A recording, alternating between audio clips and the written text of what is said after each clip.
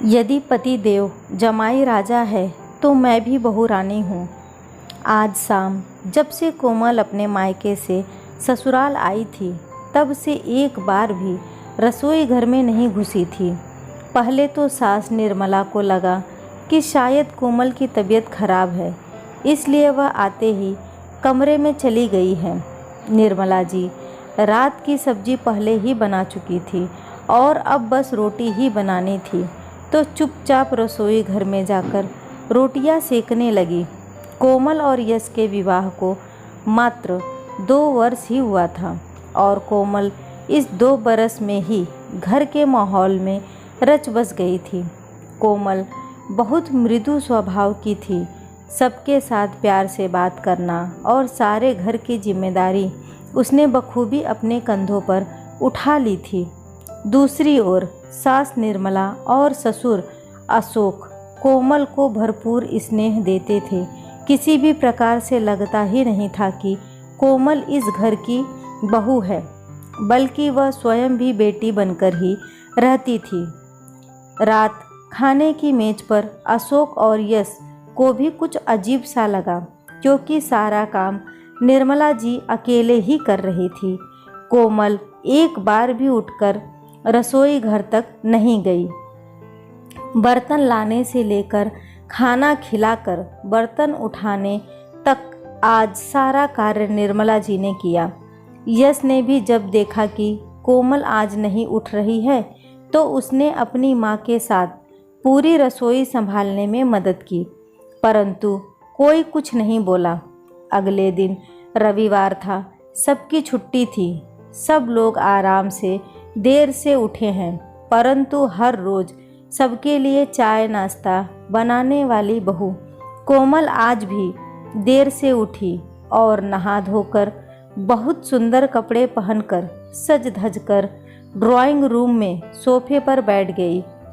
कोमल का यह अप्रत्याशित व्यवहार आज सभी के लिए हैरानी का विषय बन चुका था। सबको चाय नाश्ता पकड़ाकर निर्मला जी भी वहीं बैठ गई हैं।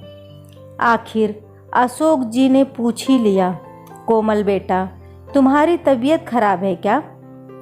नहीं नहीं पापा, मैं तो बिल्कुल ठीक हूँ, मेरी तबीयत बिल्कुल ठीक है, कोमल ने मुस्कराते हुए जवाब दिया और स्वाद से सासू माँ के हाथ के बने पराठे खाने लगी। यश के क्रोध की सीमा नहीं रही, एकदम गुस्से से भड़क उठा। यदि तबीयत ठीक है तो तुम कल से मम्मी की मदद क्यों नहीं करवा रही हो? मम्मी अकेली कल रात से रसोई में लगी हुई हैं, तुम्हें पता है ना, ज़्यादा देर खड़े होने से फिर मम्मी के घुटनों को तकलीफ़ बढ़ जाती है। कोमल ने मुस्कराते हुए जवाब दिया, मैं कैसे मदद कर सकती हूँ मम्मी की रसोई में? कोमल के इस जवाब से अशोक और निर्मला भी हैरान होकर कोमल की ओर देखने लगे। यश ने फिर से गुस्से से पूछा, क्यों, तुम मम्मी की मदद नहीं करवाओगी? और मम्मी की मदद पहले भी तो करवाती थी, अब क्या हुआ अचानक? कोमल ने फिर से मुंह पर हंसी लाते हुए कहा, मैं इस घर की बहू रानी हूँ, मतलब रानियों की रानी, तो मैं कैसे इस घर के काम काज कर सकती हूँ? कोमल की इस बात से सब हैरान थे। आज तक कोमल ने ऐसे बात नहीं की थी। इतनी मधुर भाषा बोलने वाली बहू के मुंह से ऐसे शब्द और उसके स्वभाव में इतनी अकड़ देखकर खुद ही निर्मला जी हैरान थी, परंतु उम्र में परिपक्व और समझदार निर्मला जी ने इस बात को तूल पकड़ने नहीं दिया। प्यार से बहू के पास आकर बैठी और बोली, बेटा क्या बात है, मुझे कुछ बताओगी? कोमल ने बोलना शुरू किया, माँ आप तो जानती ही हैं कि कल मैं इनके साथ अपने मायके गई थी, अपनी बीमार मम्मी को देखने गई थी। वहाँ जाकर यश का यह रवैया देखकर मैं हैरान रह गई। इस घर में हर समय आपकी मदद करने वाला यश वहाँ जाकर इस तरह जमाई राजा बनकर बैठ जाते हैं, मानो कि इनसे बड़ा ओहदा किसी का ना हो। माँ की बीमारी के कारण मैं माँ को डॉक्टर के पास ले गई तो पीछे से मेरे बाबूजी और यश ही घर में थे, और यश को तकलीफ़ ना हो इसके लिए मेरे बाबूजी खुद रसोई में खड़े होकर चाय बना रहे थे, और यश एक बार भी उनकी मदद के लिए आगे नहीं गए। और ऐसा एक बार नहीं, पिछले 1 साल से हो रहा है।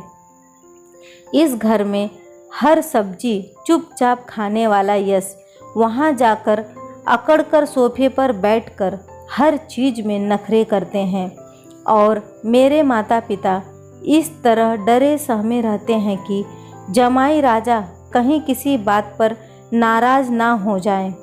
उस समय मैं इनको देखकर हैरान होती हूँ कि क्या यह वही यश है जो मेरे ससुराल में इतनी हंसमुख है, और अपने ससुराल में आते ही इनकी अकड़ और गुस्सैल बन जाते हैं, मानो नाक पर मक्खी भी नहीं रखने देंगे।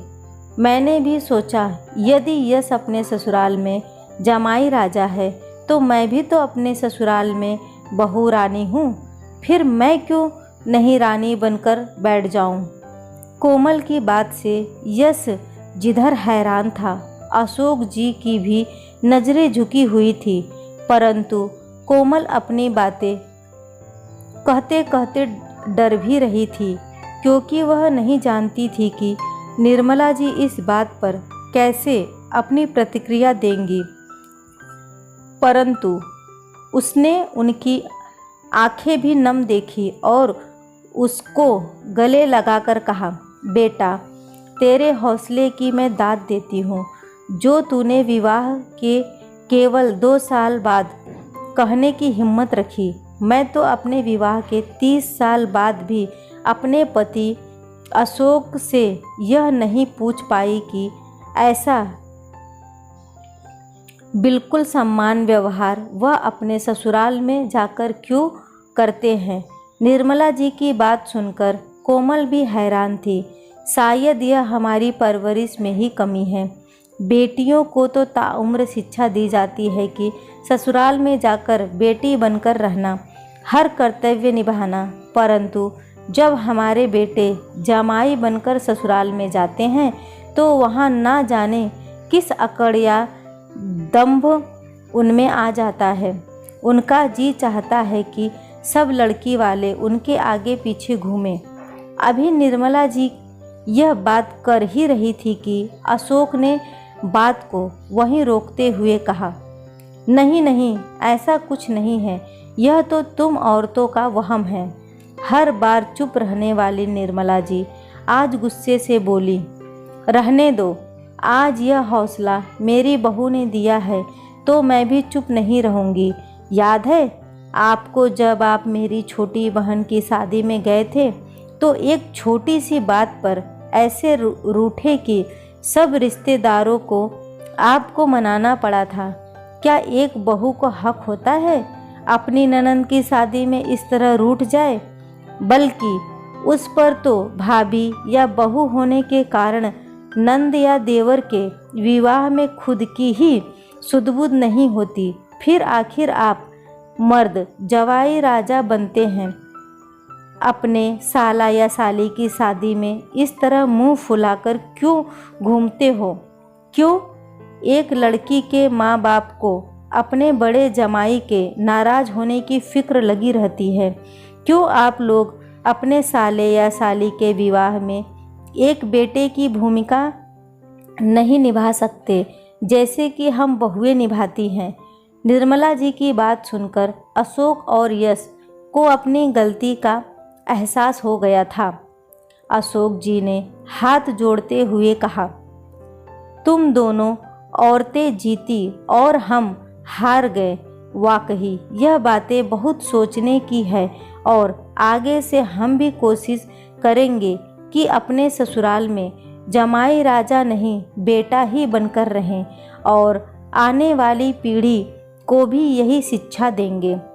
यश हंसते हुए बोला, धर्म पत्नी जी, मैं भी आगे से यह वचन देता हूँ।